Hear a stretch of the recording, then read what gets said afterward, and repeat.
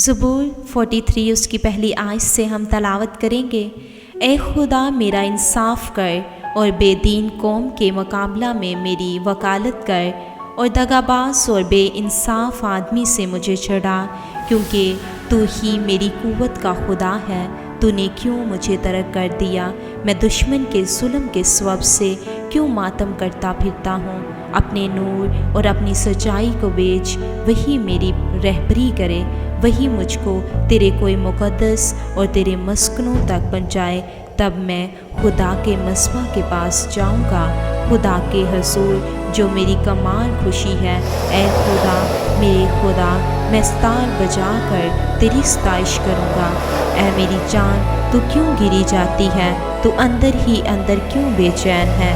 خدا سے امید رکھ، کیونکہ وہ میرے چہرے کی رونق اور میرا خدا ہے۔ میں پھر اس کی ستائش کروں گا۔ آمین۔